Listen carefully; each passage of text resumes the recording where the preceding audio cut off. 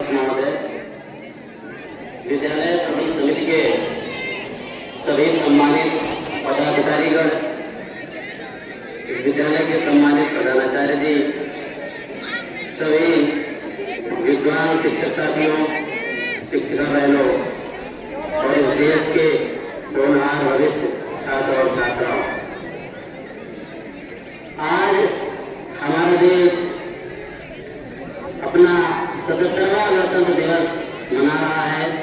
आप सभी को गणतंत्र दिवस की बहुत बहुत हार्दिक बधाई और शुभकामनाएं। प्यारे बच्चों, आज ही के दिन यानी 26 जनवरी सन 1950 को हमारे देश का संविधान लागू हुआ था। यानी देश हमारा कानून के हिसाब से संचालित होने वाला था। गणतंत्र का अर्थ ही है कि अब जो शासन होगा, राजा होगा, वो वंशानुगत नहीं होगा। राजा का बेटा राजा नहीं बनेगा। आम जनता ही अपने ही लोगों में से किसी एक को प्रतिष्ठित पद पर चुनकर भेज सकती है। हमारा देश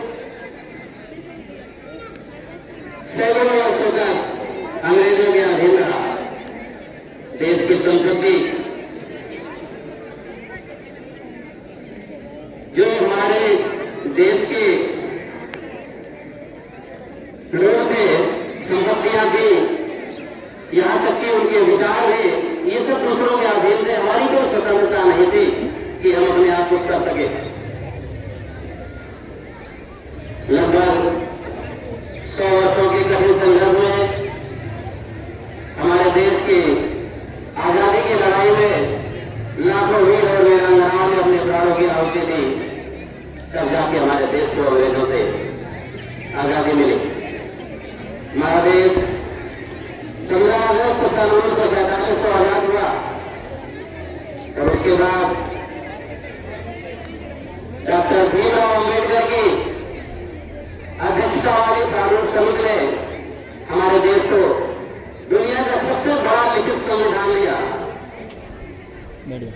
ये संविधान 26 जनवरी सन 1950 को लागू हुआ और तब से हमारा देश इस संविधान के मूल्यों पर चलकर निरंतर आगे बढ़ रहा है। प्यारे बच्चों, ये संविधान कोई एक दस्तावेज नहीं है, बल्कि हमारे और हमारे देश का एक सुरक्षा कवच है। हम संविधान के आदर्शों पर चलकर अपने देश को निरंतर नई ऊंचाइयों तक ले जाने का प्रयास कर रहे हैं। ये संविधान हमें बहुत सारे अधिकार प्रदत्त करता है, हमारी सुरक्षा करता है। जिस तरीके से हमारे जीवन के लिए रोटी, कपड़ा और मकान इसकी आवश्यकता होती है, ठीक उसी प्रकार उतनी आवश्यकता इस संविधान की है। क्योंकि संविधान की बदौलत ही हम जो कुछ कर पा रहे हैं, संविधान की बदौलत ही कर पा रहे हैं। संविधान ने हमें वो ताकत दी है कि हम कुछ भी अपने देश की उन्नति के लिए जो भी कर सकते हैं, स्वतंत्र रूप से करेंगे, इसमें कोई बाधा डालने वाला नहीं रहेगा। ये संविधान की ही देन है कि एक साधारण परिवार का बालक मिसाइल मैन ऑफ इंडिया बन गया। ये संविधान की ही देन है कि दूर दराज आदिवासी क्षेत्र से आने वाली एक आदिवासी महिला भारत के सर्वोच्च पद पर सुशोभित है। ये संविधान की ही देन है कि हमारे देश की महिलाएं, चाहे वो कल्पना चावला हो, चाहे सुनीता विलियम्स हो, चाहे बसेंद्री पाल हो, अरुणिमा सिन्हा हो, या अभी एक प्रोग्राम हुआ कर्नल सोफिया कुरैशी हो, ये सभी महिलाएं विश्व पटल पर भारत का नाम स्वर्ण अक्षरों में अंकित करने का काम किया और ये सब है संविधान की बदौलत। बेटा नीचे बैठ जाओ। और संविधान ने ये आजादी दी कि आज हम और आप एक सभा बनाकर यहाँ एकत्रित हैं और अपने विचारों को एक दूसरे में साझा कर रहे हैं।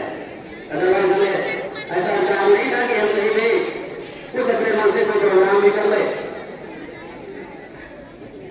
संविधान बनने से पूर्व स्थिति कुछ ऐसे थी, एक विशेष वर्ग को जो पहले जिनके पास धन था और ताकत था वही शासक थे, और जो गरीब था, अशिक्षित था, वो किसी काम का नहीं था, वो सिर्फ और सिर्फ एक गुलाम की तरह रहता था। संविधान ने हमें ताकत दी, पढ़ने लिखने की आजादी दी, धन धंधे करने की आजादी दी, देश में भ्रमण करने की आजादी दी, और सबसे बड़ी आजादी दी बोलने की आजादी दी। इस संविधान की ये ताकत है कि आज आम नागरिक देश के सर्वोच्च पद पर बैठे हुए राष्ट्रपति हो, प्रधानमंत्री हो, मुख्य न्यायाधीश हो या मुख्यमंत्री हो, सबसे अपनी बातों को कह सकता है, उसे सवाल पूछ सकता है। ये संविधान की देन है। वरना एक बार ऐसा भी था कि हमारे संविधान निर्माता को भी आम बच्चों के साथ पढ़ने का अधिकार नहीं था। सार्वजनिक स्थानों पर कुछ विशेष वर्ग के व्यक्तियों को जाने का अधिकार नहीं था। जो मजदूर थे वो मजदूर ही थे। मजदूर ना कह के हम गुलाम कहें तो ज्यादा बेहतर होगा, लेकिन ये संविधान है, आज मजदूरों को भी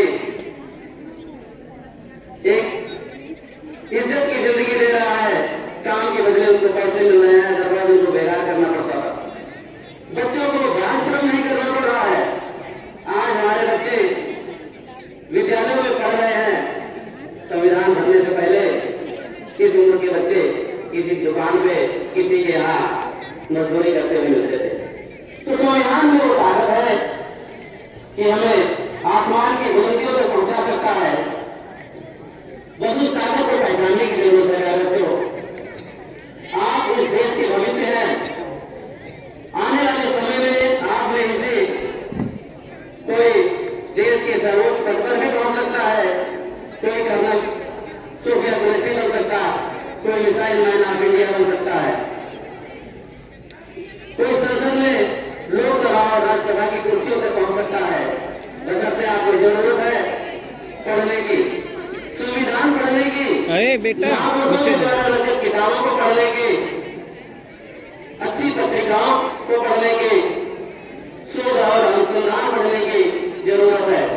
अगर हम ऐसा करेंगे तो निश्चित ही हम अपना व्यक्तिगत विकास तो करेंगे ही, इसके साथ साथ अपने देश को भी आगे ले जाने का काम करेंगे। कहने को तो बहुत कुछ है, लेकिन मैं आप लोगों से यही उम्मीद करता हूं कि बच्चे इस देश के भविष्य होते हैं और वही तय करते हैं कि आगे देश को किस दिशा में ले जाना है। अगर हमने 10 बच्चों को शिक्षित किया तो सिर्फ वो 10 बच्चे ही नहीं रह गए, वो 10 परिवारों को शिक्षित करने के बराबर हुआ। विद्यालयों में जो भी ज्ञान की बातें मिलती हैं, आप उसे अर्जित कीजिए, ध्यान से सुनिए और उसको मनन कीजिए। जीवन में उतारने का प्रयास करेंगे तो निश्चित ही आप सफल होंगे। जब आप सफल होंगे तो देश आगे बढ़ेगा। इन्हीं शब्दों के साथ जय हिंद, जय भारत।